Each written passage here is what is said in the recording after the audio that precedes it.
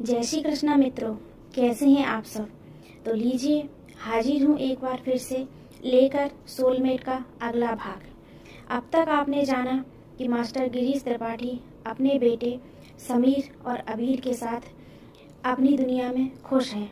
जहाँ पर अबीर बॉक्सिंग में मेडल लाने की तैयारी कर रहा है, तो वहीं समीर अभी सिर्फ पढ़ाई में लगा हुआ है।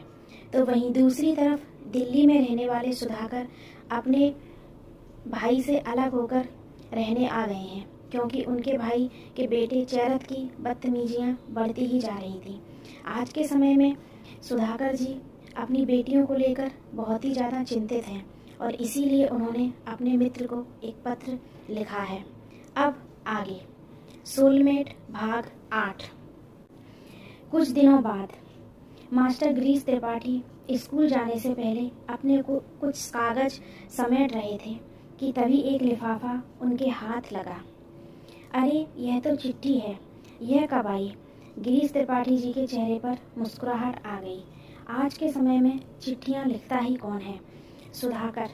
पीछे भेजने वाले का नाम पढ़ते ही उन्होंने तुरंत चिट्ठी खोली। चिट्ठी के साथ साथ एक जन्म पत्री भी निकली और उन्होंने पत्रिका वहीं एक साइड में रख दी और पत्र पढ़ना शुरू कर दिया। प्रिय मित्र गिरीश, आशा करता हूँ कि तुम ठीक होंगे। मैं भी बढ़िया हूँ। पहले सोचा कि फ़ोन करूँ, पर फ़ोन पर हर एक बात कह नहीं पाता। और फिर निम्रत की जन्म पत्रिका भी भेज रहा हूँ, वो भी देख लेना। परिस्थितियाँ आजकल मेरे अनुसार नहीं चल रही हैं गिरीश। पता नहीं क्या है और क्या नहीं, कुछ समझ नहीं आ रहा। पर चीज़ें बड़े ही अजीब ढंग से बदल रही हैं। भाई साहब के बेटे चैरत की बदतमीजियां बढ़ती ही जा रही थी, जिस कारण मजबूर होकर मुझे भाई साहब से अलग रहना पड़ रहा है।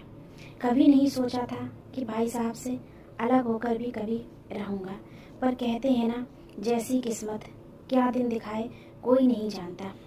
अब निम्रत, सिमरन और मैं, हम तीनों ही एक दूसरे का सहारा हैं। आजकल न जाने क्यों बड़ा ही अजीब सा डर लगता है और कभी कभी कुछ अजीब से सपने भी आते हैं, जैसे कि मुझे कुछ होने वाला है। नहीं जानता इन सब का क्या मतलब है। तुमसे सिर्फ एक ही विनती करता हूँ, अगर मुझे कुछ हो जाए तो मेरी बच्चियों को संभाल लेना। आज की तारीख में जबकि अपनों पर से भी विश्वास उठ गया है, सिर्फ तुम पर ही न जाने क्यों विश्वास करने का दिल कर रहा है। जानता हूँ मैं कि तुम कभी भी मेरी बेटियों के साथ कुछ भी गलत या नाइंसाफ़ी नहीं होने दोगे। मित्र हो मेरे बचपन के और तुम्हें बहुत बेहतर तरीके से जानता हूँ, इसलिए विश्वास करके सारी बातें तुम्हें बता रहा हूँ। इस पत्र के साथ साथ ही निम्रत की जन्म पत्रिका भेज रहा हूँ। निम्रत इस समय नीट की तैयारी कर रही है।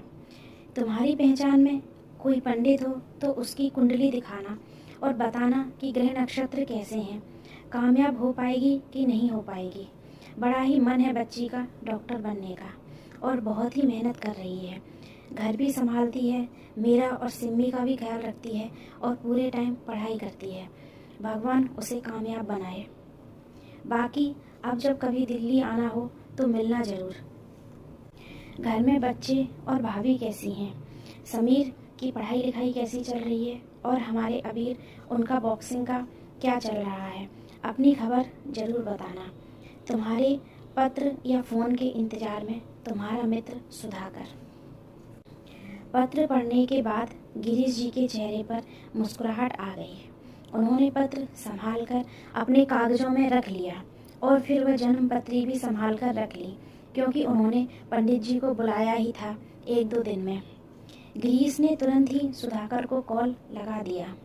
हाँ गिरीश, सुधाकर के चेहरे पर मुस्कुराहट खिल गई। अभी अभी पत्र मिला तुम्हारा तो रहा नहीं गया मुझसे तुमसे बात किए बिना। कैसे हो? गिरीश ने उत्साह के साथ पूछा। मैं ठीक हूँ यार, पर क्या करूँ, उस दिन मन बड़ा भारी हो रहा था। सोचा तुमसे कुछ बात करूँ। पहले सोचा था कि फ़ोन लगाऊँ, पर जब समझ में नहीं आया तो पत्र लिख दिया। हर बात तुमसे कहता हूँ, तुम जानते हो। सुधाकर शांत लहजे में बोले। अरे तो क्या हुआ, पुराने मित्र हैं हम दोनों, इसी शहर में आधी जिंदगी निकाल दी, पर फिर भी मोहन भाई और तुम दिल्ली चले गए तो बस मिलना कम हो गया। शरीर से दूर हुए हैं पर दिल तो अब भी करीब है हम दोस्तों का, गिरीश जी ने खुश होते हुए कहा। हाँ सो तो है, पर कभी कभी बड़ा अकेलापन लगता है। सुधा के जाने के बाद बस अपनी बेटियों के लिए जी रहा हूँ, पर अब उनकी भी बड़ी फिक्र रहती है। तुम चिंता मत करो, सब सही होगा और बच्चियाँ भी देखना कामयाबी के शिखर को छुएंगी। और फिर मैं तो हूँ ना, तुम्हारा साथी, तुम्हारा मित्र। जिस दिन भी लगे कि मेरी ज़रूरत है सिर्फ एक फ़ोन कर देना, 2 घंटे में तेरे सामने होऊंगा, गिरीश ने सुधाकर को तसल्ली दी। कुछ देर दोनों मित्र अपनी बातें करते रहे और अपने पुराने समय को याद करते रहे।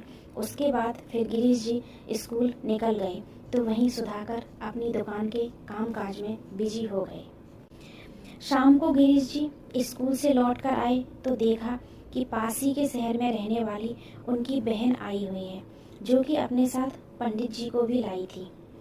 अरे भैया आ गए, मैं आपकी ही राह देख रही थी। आपने कहा था ना कि पंडित जी से मिलना है। यह बहुत ही अच्छे पंडित जी हैं, पहुँचे हुए हैं, बहुत अच्छे तरीके से कुंडली देखते हैं, जन्म पत्रिका और ज्योतिष विशेषज्ञ हैं यह, गिरीश की बहन गिरिजा ने पंडित जी की तारीफ करते हुए कहा। गिरीश जी वहीं उन लोगों के साथ बैठ गए और रेखा ने लाकर अबीर, समीर, खुद की और त्रिपाठी जी की जन्म पत्रिका सामने रख दी और पंडित जी ध्यान से देखने लगे। ग्रह नक्षत्र तो बड़े ही अच्छे हैं दोनों बच्चों के। समीर की जिंदगी में तो अभी हाल फिलहाल ऐसी कोई परेशानी नहीं है, पंडित जी ने कहा तो गिरीश और रेखा ने उनकी तरफ नासमझी से देखा। पर अभी आपकी पत्नी और आपके बड़े बेटे के ग्रह कुछ ठीक नहीं लग रहे हैं, पंडित जी ने थोड़ी परेशानी के साथ कहा। क्या कहने का मतलब है आपका पंडित जी? त्रिपाठी जी परेशान होकर बोले। मुझे लगता है आपको अबीर का विवाह करा देना चाहिए। कोई अच्छे गुणों वाली कन्या के साथ विवाह होगा तो उनका भाग्य चमक जाएगा, वरना कुछ ठीक नहीं लग रहा है, पंडित जी ध्यान से देखते हुए बोले। यह मेडल तो ला पाएगा ना, जीत पाएगा ना बॉक्सिंग में? रेखा को उसके स्पोर्ट्स की चिंता हो उठी। अभी लग नहीं रहा है, जीतना तो बहुत दूर की बात है, अभी तो इनकी जिंदगी पर भी खतरा है। ग्रह नक्षत्र कुछ विरोधी चल रहे हैं, स्पोर्ट्स के साथ साथ जीवन पर भी खतरा मंडरा रहा है।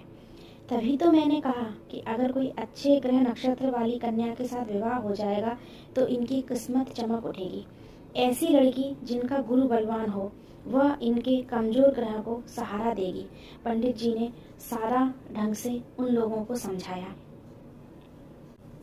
पर अभी तो अबीर विवाह के लिए तैयार ही नहीं है, किसी भी हाल में तैयार नहीं होगा, त्रिपाठी जी ने अपनी परेशानी उनके सामने कह दी। वह आप देख लीजिए त्रिपाठी जी, आपके घर का मामला है, बाकी मुझे तो विवाह के प्रबल योग दिख रहे हैं और विवाह के पश्चात ही भाग्योदय भी है। मुझे जो लगा वह मैंने बता दिया, आगे आपकी मर्जी, पंडित जी ने पोथी समेटते हुए कहा। तभी गिरीश ने अपने बैग से निकालकर निम्रत की कुंडली भी उनके सामने रख दी। पंडित जी ने गिरीश जी की तरफ देखा। यह मेरे मित्र की बेटी है निम्रत, उसकी कुंडली है, देखकर बताइए डॉक्टर बनने के योग है या नहीं है। बच्ची इस समय नीट की तैयारी कर रही है, त्रिपाठी जी ने हल्की मुस्कुराहट के साथ कहा। क्या अपने सुधाकर की बेटी? दादी माँ ने तुरंत पूछा। जी अम्मा। पंडित जी पत्रिका देखने लगे। जबरदस्त पत्रिका है, उच्च कोटि का गुरु है और जीवन साथी के लिए अत्यंत भाग्यशाली है ये कन्या। डॉक्टर बनने के भी पूरे पूरे योग हैं, पर बीच में कुछ परेशानियां भी हैं। बिना मेहनत के और बिना तपस्या के इन्हें भी कुछ हासिल नहीं होगा। बाकी एक बात है त्रिपाठी जी, अभी जो आपके बेटे की कुंडली देखी मैंने और इस कन्या की कुंडली एकदम परफेक्ट मैच होती है। इस कन्या के ग्रह नक्षत्र बिल्कुल वैसे ही हैं जैसे अबीर की धर्मपत्नी में होने चाहिए। अगर इन दोनों का विवाह करा दिया जाए तो मैं गारंटी के साथ कह सकता हूँ कि अबीर की किस्मत भी चमक उठेगी, पंडित जी ने पूरे विश्वास के साथ कहा। कैसी बातें कर रहे हैं पंडित जी, अभी बच्ची है वह, 18-19 साल की होगी, अबीर से छोटी भी है, त्रिपाठी जी बोले। सिर्फ 5 वर्ष का ही तो अंतर है, लड़की 18 साल की है और आपका बेटा 23 में चल रहा है। इतना उम्र का फासला मायने नहीं रखता। पर इतनी जल्दी कौन माता पिता आजकल अपने बच्चों का विवाह करते हैं और फिर मेडिकल की तैयारी कर रही है। मैं तो सोच भी नहीं सकता इस बारे में, और ना ही कह सकता हूँ सुधाकर से।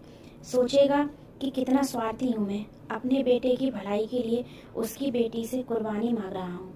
त्रिपाठी जी ने परेशानी से कहा।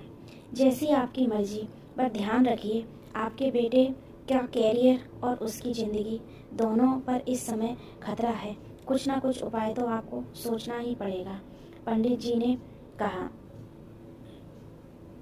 अरे पंडित जी, तनी की हमारी बिटिया की भी कुंडली देखिए ना। अगर ये अबीर से मेल खाती है तो फिर मेहनत भी नहीं लगेगी और अबीर का भाग्य भी चमक उठेगा। शिखा की मम्मी जल्दी से शिखा की पत्रिका देते हुए बोली तो सब लोग उनकी तरफ देखने लगे। तो मित्रों, आप सुन रहे हैं मेरे साथ सोलमेट कहानी अबीर और निम्रत की। दोनों अलग अलग परिवेश में रहने वाले, अलग अलग सोच वाले दो व्यक्ति जब आपस में मिलेंगे तो कैसा होगा इनका रिश्ता, जानने के लिए जुड़े रहिए मेरे साथ और सुनते रहिए सोलमेट, सिर्फ और सिर्फ मेरे YouTube चैनल पर।